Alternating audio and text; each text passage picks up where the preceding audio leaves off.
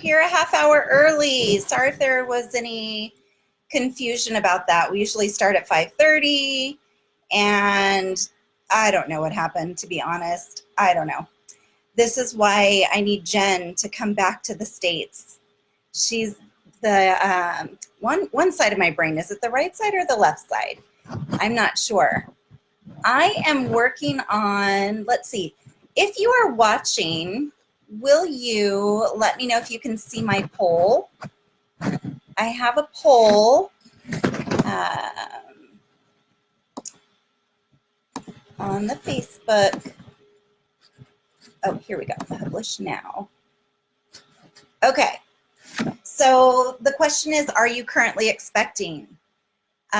So let me know where you are in your family growing stage, whether you have a baby on board now, if you are planning to grow your family sometime in the future, or if that ship has sailed, you have had all the babies that you are going to have, if you're planning to have any. I'm just real curious to see who's watching today. So I am going to get started. Let's see here. Okay, so I've got my poll up here and I can see if you guys are answering.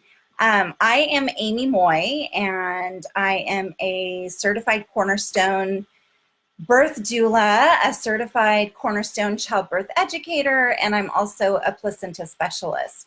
And I serve families in the greater Sacramento area. I usually have my wing woman here to my right, Jen Kelly. She is a trained birth doula. Hi, Sarah. We're simulcasting on Instagram, so if I'm looking this way, that's what now you know what I'm doing.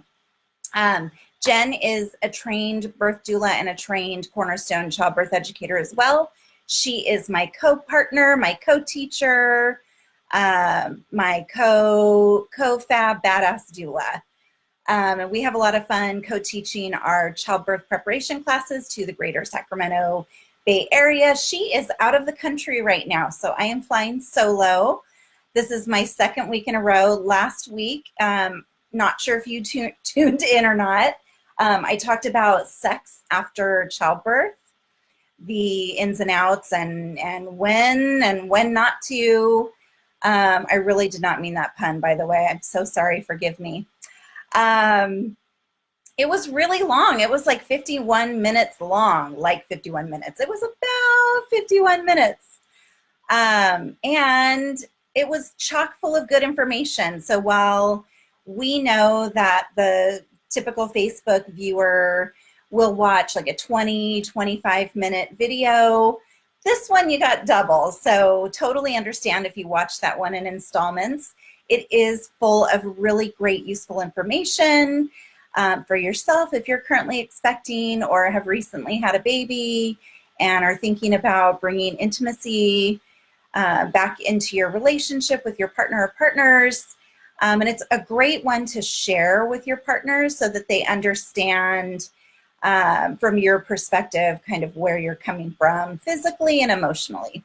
So definitely recommend that you go back and watch that one.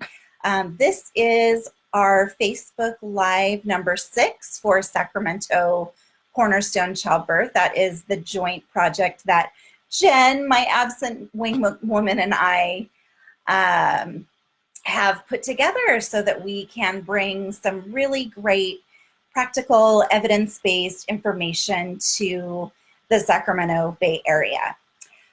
So as I alluded to in the title of this video, today I would like to talk about how to know who to invite into your birthing space.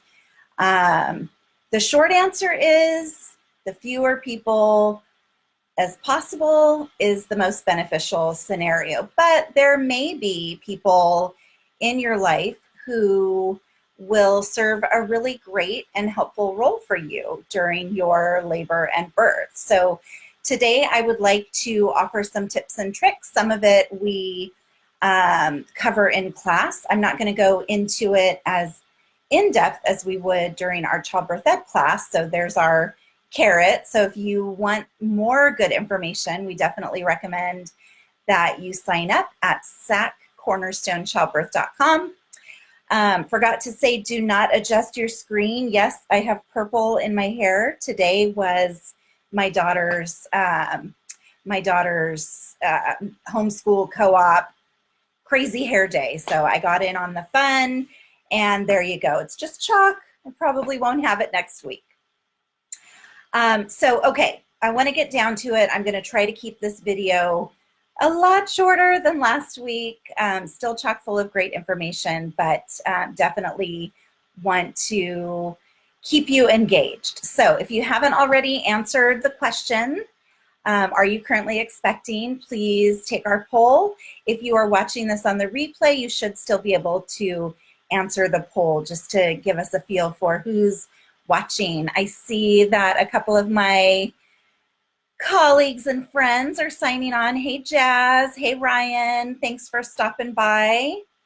And Sarah says, hi, Amy. Hi, Sarah on Instagram. Thanks so much for joining. All right. So do you think that your mom, sister, BFF, uncle, grandpa, coworker, any of the above and more, do you think that they're a good fit for your birthing space? Do you think that they would serve you well in your birthing room when you are laboring and birthing your baby or babies?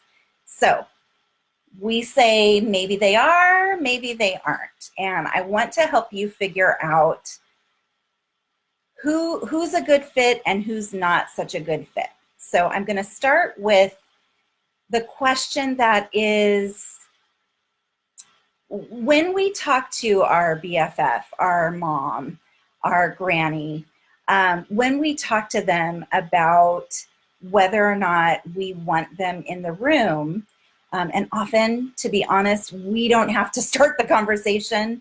Sometimes our people tell us that they would like to be in the room. It's sort of like inviting yourself to a wedding, kind of a faux pas, right? We don't do that. We graciously wait for an invitation. The same thing with birth, but unfortunately, sometimes our family and friends don't make that an easy process for us. So if it comes up in conversation, I want you to be prepared to, give consent or say, you know what, it's not a good fit, or at least have some language to share with your loved ones when you are explaining whether or not you'd like them to be in the room with you. So do we owe it to them to invite them into our birthing space?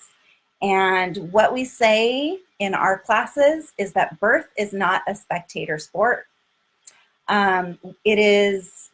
It's actually biomechanically the antithesis of what we want going on in our space when we have a baby. So we say no, that you do not owe this experience to your mom, your best friend, your sister, or whoever is asking to be included in your birthing space.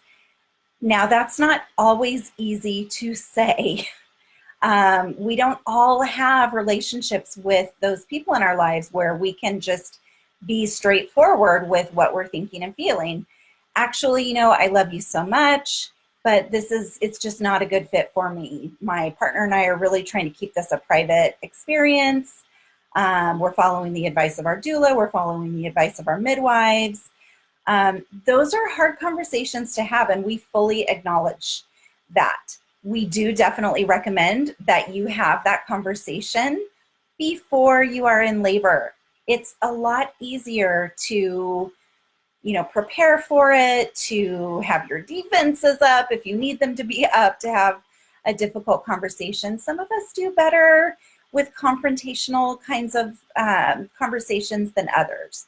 So take that into consideration when you're thinking about when to have these conversations. The sooner the better, because then you're managing expectations. You're not setting family members up to be disappointed, when you call them and tell them that you're in labor.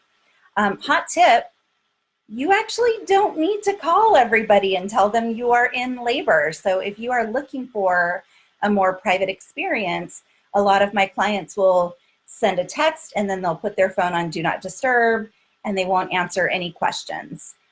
Some people go rogue and just don't even post or tell anybody that they're in labor, and that's your decision to make, definitely. I want to talk about how the brain functions in labor.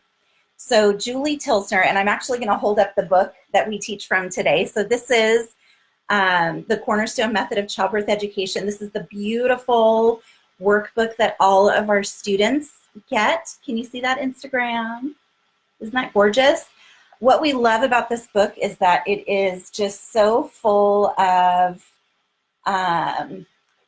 you know, different kinds of families having babies, people of color, you know, different ages, different body types. We have a same-sex couple represented in our book. But what we talk about in our class is that we are mammals. At the very, very bottom of this conversation, you have to take into consideration how most mammals like to have their babies. Ever seen a cat having their baby? Most people haven't, unless your cat really trusts you. Most cats run under houses, have their babies where it's dark, quiet, private, and safe, okay? That is the same with so many mammalian species.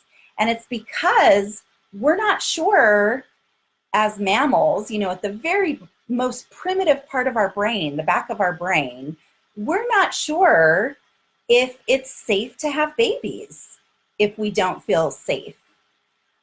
If we are in what we call the thinking part of our brain, okay, if you're in the thinking part of your brain and you are managing relationships with people in the room with you, this is another reason why we recommend dim lights in a birthing space.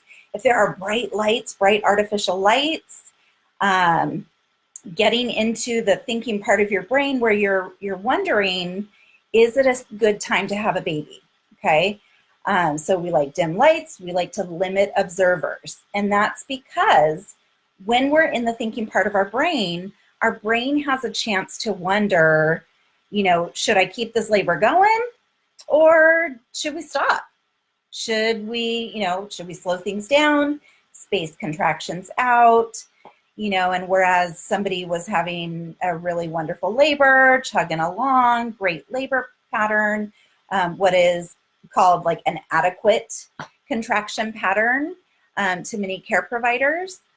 When you feel unsafe, whether you're feeling observed by the people in your room or your nurse comes in wafting with this perfume that takes you out of your zone and makes you think about how uncomfortable you're feeling, that can really wreak havoc with your labor, and it can actually slow or stop your labor. Okay, so how this ties into who gets to be in the room is, does that person have a role? Is that person supportive of your birth goals, right? So have you discussed the kind of birth experience that you're seeking? And did you get the buy-in of the person that you're contemplating inviting into your birthing space?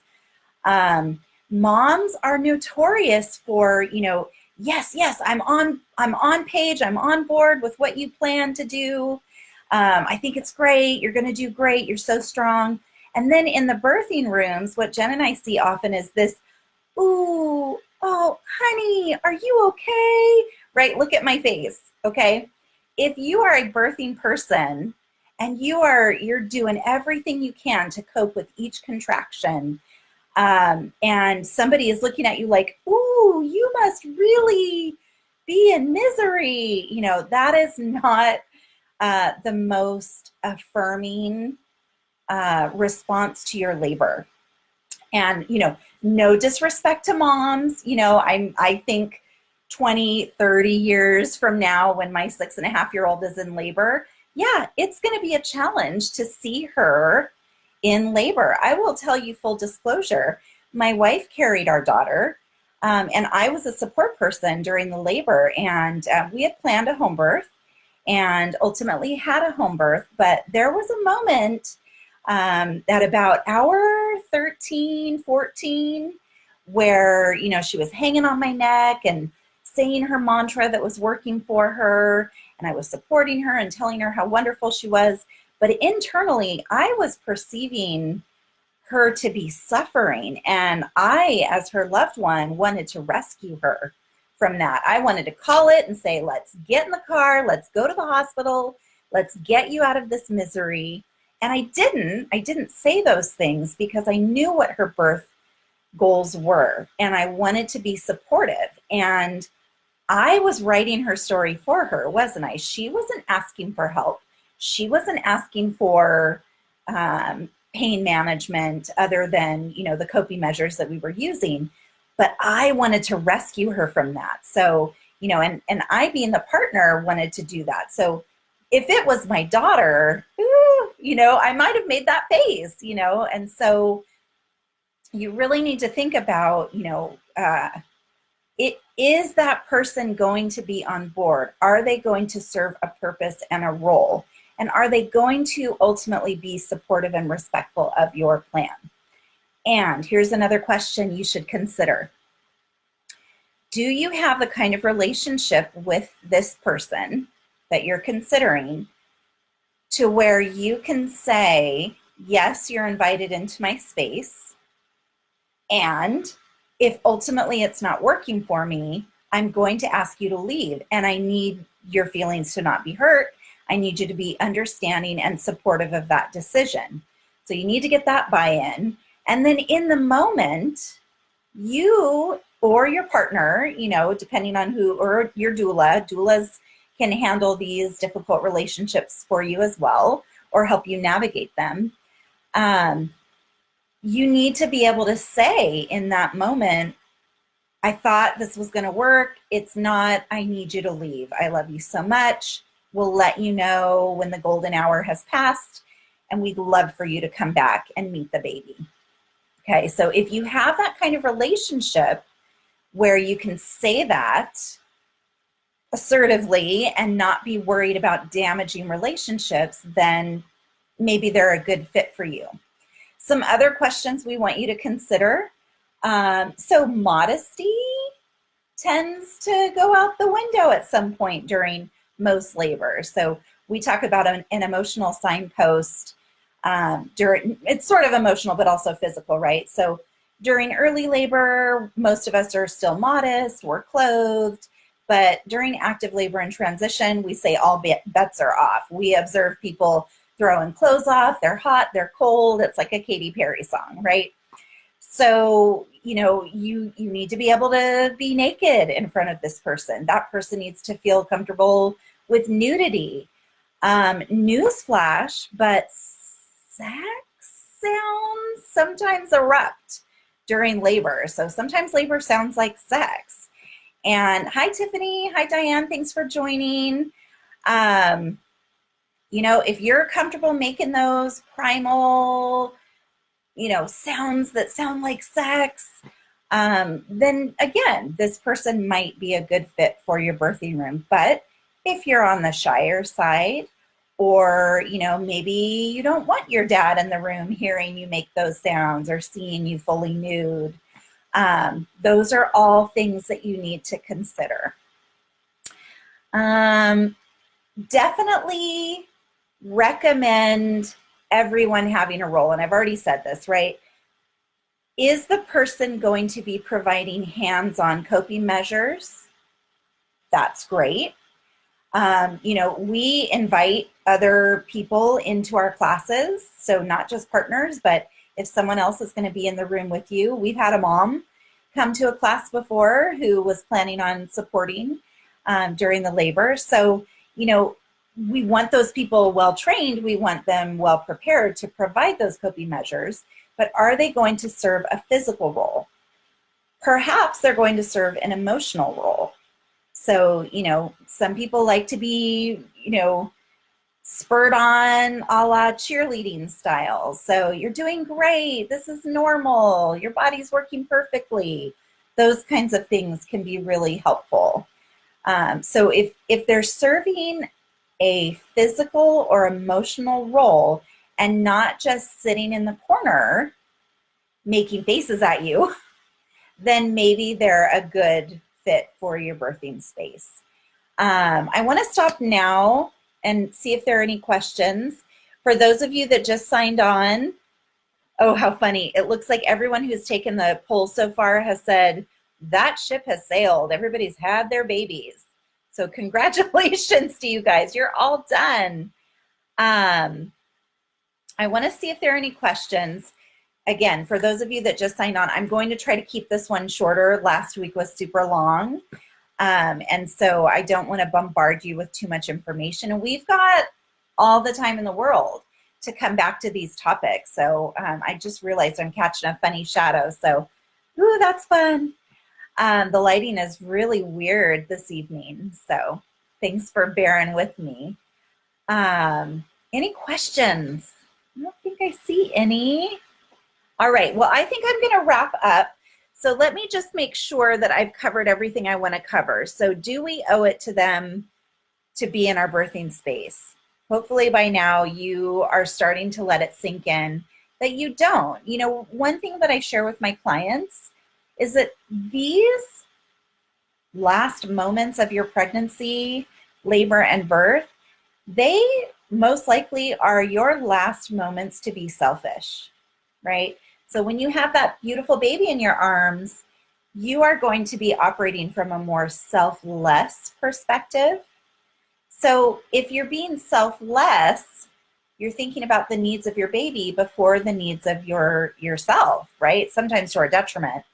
But these are your last moments to really savor and honor this time as a party of two or more, right? So if you are adding a baby to your family is growing exponentially. It might just be one person that you're adding to your family, but the energy and the space and the time and all of that is exponential in growth. So it's one of your last opportunities to be a little selfish.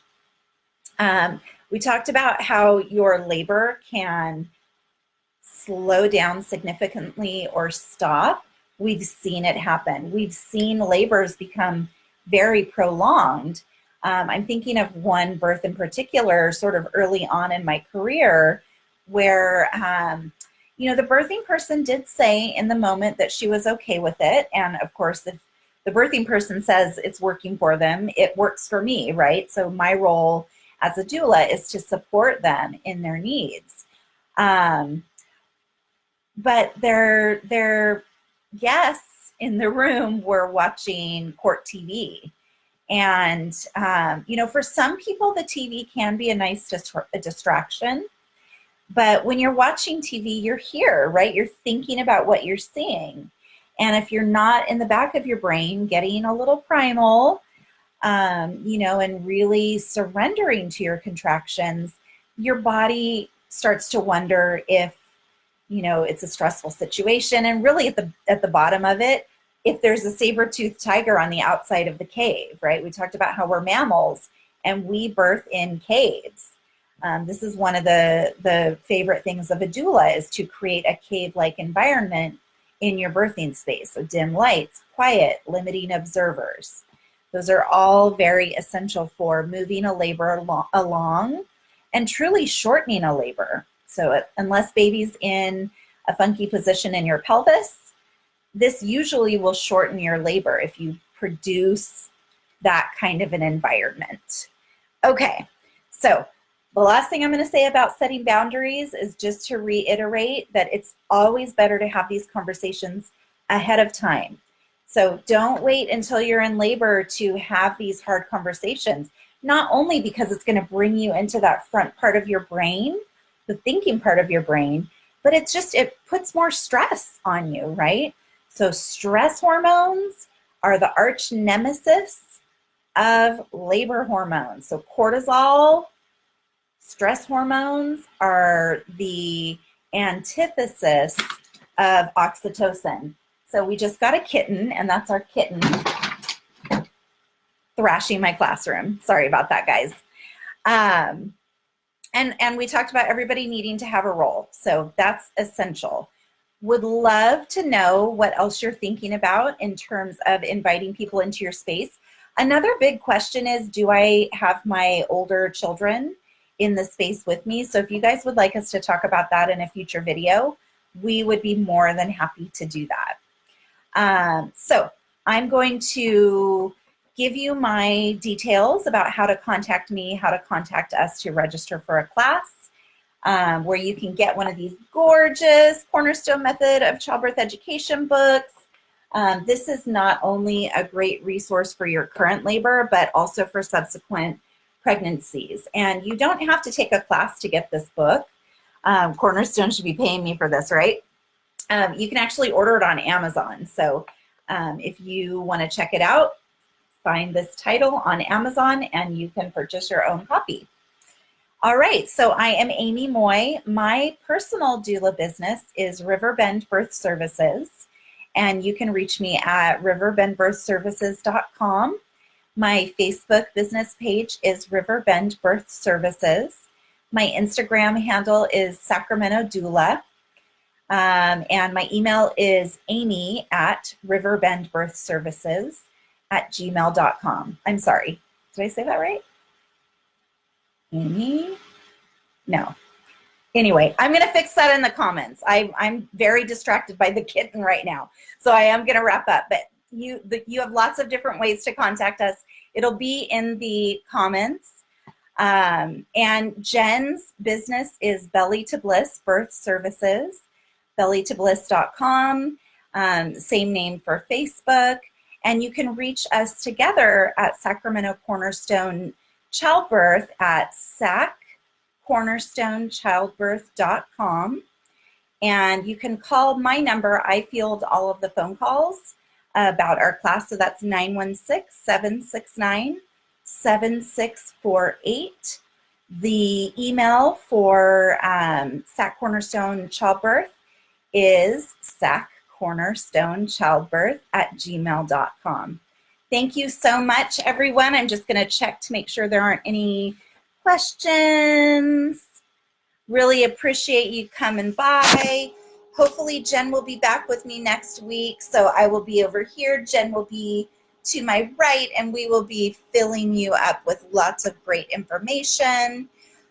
We are really enjoying watching these videos. If you're just joining us for the first time, please go back and watch our previous 5 videos, chock full of great information for birth, pregnancy, postpartum period, and beyond.